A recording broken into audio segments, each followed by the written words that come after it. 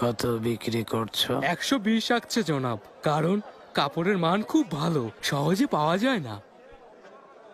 তুমি কি নিয়ম জানো না এফেন্দি? হ্যাঁ, 100 আকচের কেনা মাল 110 আকচের বেশিতে বিক্রি করা সম্পূর্ণ নিষেধ। খরচ বেড়ে যায় কাজী এফেন্দি। এগুলো ফেরোজপুর থেকে আসে, ভালো তুলার তৈরি। ডাকাতদের অত্যাচারে আগের মতো সহজে মাল কিনে আনা যায় না। আমি শুধু এতটুকুই জানি, এটা নিয়মের বিরোধী। আগা, বন্দি করো এই অসৎকে। 50 ঘা লাগাও যাতে ভবিষ্যতে মনে রাখে। কাজী এফেন্দি, ক্ষমা করুন, আর কখনো করব না। ক্ষমা করুন কাজী এফেন্দি। আগা থামুন, ছেড়ে দিন আগা।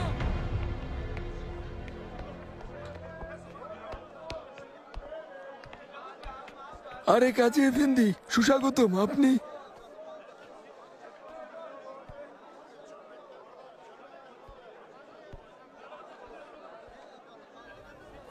এই জোড়া কত আকছে? 30 আকচেতে বিক্রি করি, গরুর চামড়ার তৈরি। মনে হয় না এটা গরুর চামড়ায় তৈরি। তোমার কি মনে হয়?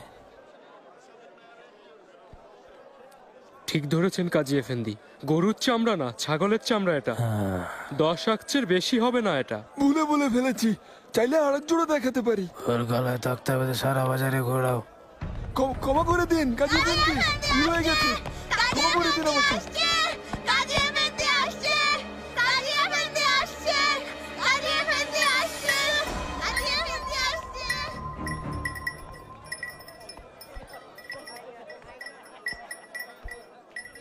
মাত্র এই কয়টা রুটি? আল্লাহর রহমত কাজী এফেন্দি, আজ বিক্রি বেশ ভালো। হ্যাঁ, এখানে কি? এগুলো গতকালের বাসি রুটি, পশুদের খাওয়াবো বলে রেখেছি। এখনো বেশ গরম দেখছি।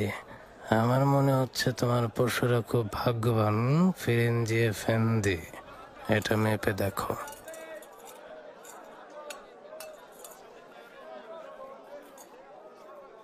ওজনেও কম।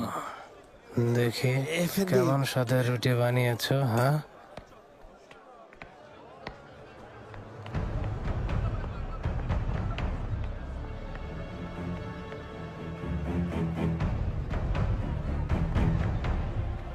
গমের আটায় আবার জবের আটা মিশিয়েছ।